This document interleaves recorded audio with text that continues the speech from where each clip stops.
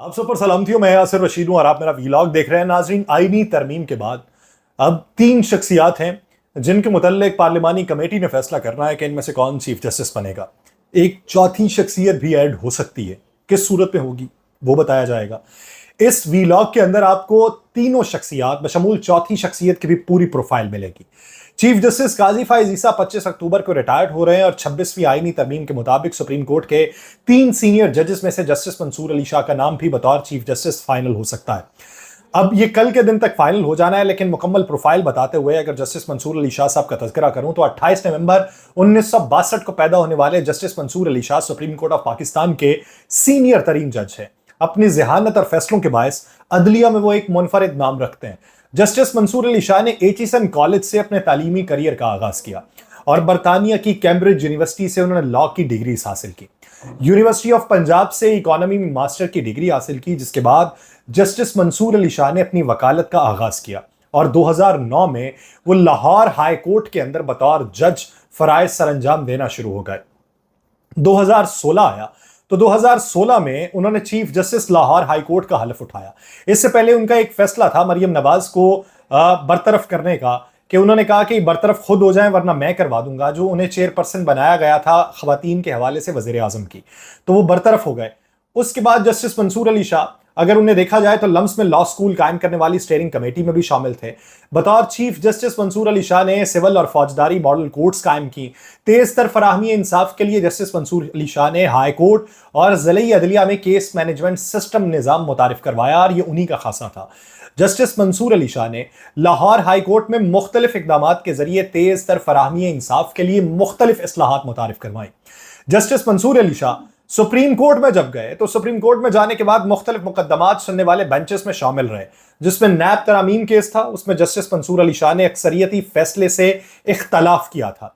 Chief justice काजी फाइज ईसा के खिलाफ reference कलदम करार देने वाले जजेस में भी जस्टिस मंसूर अली शाह शामिल थे। लेकिन 12 जुलाई को मखसूस नशिस्तों के फैसले से पहले जस्टिस मंसूर अली शाह अपनी कानूनी गिरफ्त के बायस मुनफरिद मकाम रख रहे थे, लेकिन हुकूमत को कहां पे खटके। 12 जुलाई फैसले के बाद मौजूदा हुकूमत की जानिब से जस्टिस मंसूर अली शाह को कड़ी तनकीद का सामना करना पड़ा और सुप्रीम कोर्ट की जानिब से उसी फैसले में 2 मरतबा वजाहतें आने पर जस्टिस मंसूर अली शाह के ऊपर तनकीद बढ़ती रही। लेकिन सीनियर तरीन जज होने के बावजूद justice Mansoor Ali Shah chief justice of Pakistan बनते हैं या नहीं, इसका फैसला पार्लिमानी कमेटी करेगी। और तारीख में यह पहली बार होगा कि अगर किसी सीनियर तरीन जज को नजरअंदाज करके उससे जूनियर जज को सुप्रीम कोर्ट का चीफ जस्टिस बना दिया जाए। यह तारीख में पहली बार है और इसी वजह से फौरन तमाम तर तैयारियां मुकम्मल करने के बाद आईनी तरमीम को लाया गया है। दूसरे नंबर पर जो जज पाए जाते हैं वो हैं जस्टिस मुनीब अख्तर, जिनके इम्कानात जस्टिस मंसूर अली शाह से भी ज्यादा मादूम है। जस्टिस मुनीब अख्तर 14 दिसंबर 1963 को साबिक वजीर कानून खालिद अनवर के घर पैदा हुए। वो साबिक वजीर आजम चौधरी मोहम्मद अली के पोते हैं।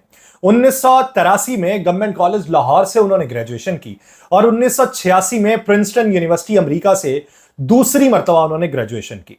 1989 में पंजाब यूनिवर्सिटी लॉ कॉलेज से कानून की डिग्री हासिल की और 1990 के अवाइल में बतौर हाई कोर्ट के वकील अपने करियर का आगाज कर दिया। जस्टिस मुनीब अख्तर 2009 में सिंध हाई कोर्ट के एडिशनल जज मुकर्रर हुए, जबकि 2011 में उन्हें मुस्तकिल कर दिया गया था। 8 मई 2018 को जस्टिस मुनीब अख्तर को सुप्रीम कोर्ट का जज मुकर्रर कर दिया गया। जस्टिस मुनीब अख्तर ने आला अदलिया में मुख्तलिफ मुकदमात की समाअत की और कई लार्जर बेंचेस का भी हिस्सा रहे। जस्टिस मुनीब अख्तर ने पंजाब इलेक्शन केस का फैसला देने वाले बेंच का हिस्सा बन के मखसूस नशिस्तों के केस में भी अक्सरियती फैसले के अंदर खुद को शामिल रखा। जस्टिस मुनीब अख्तर सीनियरिटी के बायस सुप्रीम कोर्ट के 3 रुकनी जजेस कमेटी के अहम रुकन थे, लेकिन चीफ जस्टिस काजी फाइज ईसा ने supreme court practice and procedure ordinance 2024 पर अमल दरामद करते हुए जस्टिस मुनीब अख्तर की जगह जस्टिस अमीनुद्दीन खान को 3 रुकनी जजेस कमेटी के अंदर शामिल कर लिया। जस्टिस मुनीब अख्तर जो हैं वो आइन के आर्टिकल 63A की तशरीह के फैसले पर नजरसानी अपीलों में 4 रुकनी बेंच का हिस्सा थे, लेकिन वो उसकी समाअत में शामिल नहीं हुए और बेंच में बैठने से उन्होंने माजरत कर ली थी। जबकि जस्टिस मुनीब अख्तर ने रजिस्ट्रार सुप्रीम कोर्ट को एक खत भी तहरीर किया था, जिसको दौरान समाअत चीफ जस्टिस काजी फाइज ईसा ने पढ़कर भी सुनाया था। 63 की अगर तशरीह की बात करें तो उसमें जस्टिस मुनीब अख्तर शामिल थे, जिन्होंने 63 की तशरीह में अक्सरियती फैसले के अंदर खुद को शामिल रखा था। जस्टिस मुनीब अख्तर ने नजरसानी केस के अंदर अपने खत के अंदर यह लिखा कि मैं केस सुनने से माजरत नहीं कर रहा, एक बार बेंच बन चुका हो तो केस सुनने से माजरत सिर्फ अदालत में ही हो सकती है। जस्टिस मुनीब अख्तर ने लिखा कि प्रैक्टिस एंड प्रोसीजर कमेटी ने बेंच तश्कील दिया है, कमेटी के तश्कील करदा बेंच का हिस्सा मैं नहीं बन सकता, बेंच में बैठने से मैं इनकार नहीं कर रहा, बेंच में शामिल ना होने का गलत मतलब ना लिया जाए और मेरे खत को नजरसानी केस रिकॉर्ड का हिस्सा बनाया जाए। जस्टिस मुनीब अख्तर मुख्तलिफ अदबार में पाकिस्तान मुस्लिम लीग नून और पाकिस्तान पीपल्स पार्टी की जानिब से तनकीद की जद में भी आते रहे हैं, इसलिए उनके चीफ जस्टिस बनने के इम्कानात जो हैं वो ज्यादा मादूम दिखाई देते हैं। या तो जस्टिस मंसूर अली शाह या फिर जस्टिस याहिया अफरीदी जो तीसरे जज हैं। जस्टिस याहिया अफरीदी कौन है? जस्टिस याहिया अफरीदी ने 1990 में हाई कोर्ट से वकालत शुरू की। 2004 में सुप्रीम कोर्ट के वकील के तौर पर वकालत का आगाज किया। जस्टिस याहिया अफरीदी ने खैबर पख्तूनख्वा के लिए बतौर असिस्टेंट एडवोकेट जनरल खिदमात भी सर अंजाम दी। 2010 के अंदर justice Yahya Afridi Peshawar high court के एडिशनल जज बन गए, जबकि उनको 15 मार्च 2012 को मुस्तकिल जज तकर्रुर कर दिया गया। 30 दिसंबर 2016 को जस्टिस याहिया अफरीदी ने पेशावर हाई कोर्ट के चीफ जस्टिस के ओहदे का हलफ उठा लिया। 28 जून 2018 को वो सुप्रीम कोर्ट ऑफ पाकिस्तान के जज बन गए।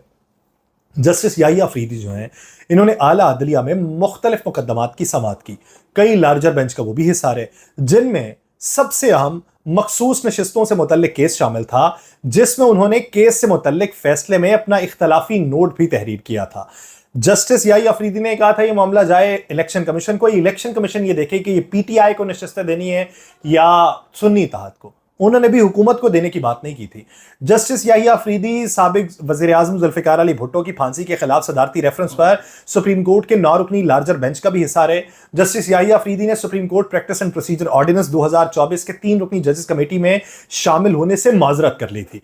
जस्टिस याहिया अफरीदी ने चीफ जस्टिस काजी फाइज ईसा के रेफरेंस में नजरसानी इस बुनियाद के ऊपर मुस्तरद कर दी थी कि किसी जज को अपने ओहदे के लिए दरखास्त नहीं दायर करनी चाहिए, लेकिन जस्टिस याहिया खान अफरीदी अब तक अपने फैसलों के बायस गैर जानिबदार और गैर मुतनाज़े जज माने जाते हैं और जस्टिस याहिया अफरीदी उन 7 रुकनी बेंच में उस अकलियती एक जज के तौर पर भी माने जाते हैं जिन्होंने ये फैसला दिया था ताहियात नाहिली केस में कि जस्टिस उमर अताब बंदयाल का 63 नजरसानी केस का फैसला दुरुस्त है।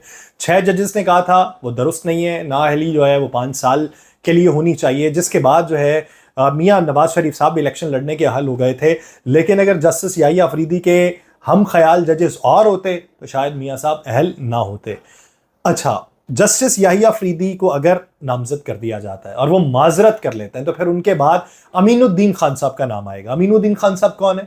अमीनुद्दीन खान साहब पाकिस्तानी कानूनदान, 22 अक्टूबर 2019 से सुप्रीम कोर्ट में पाकिस्तान के जस्टिस हैं। उन्होंने 12 मई 2011 से 22 अक्टूबर 2019 तक लाहौर हाई कोर्ट में अपनी खिदमात सर अंजाम दी हैं। अमीनुद्दीन खान 1960 में मुल्तान में पैदा हुए। उन्होंने अपनी इब्तदाई तालीम जो है वो किंडरगार्टन मुस्लिम स्कूल और गवर्नमेंट मुस्लिम हाई स्कूल मुल्तान से हासिल की। उन्होंने 1981 में फ़लसफ़े में बैचलर की डिग्री हासिल की। 1984 में यूनिवर्सिटी लॉ कॉलेज मुल्तान से LLB किया और टैक्स कानून में डिप्लोमा किया।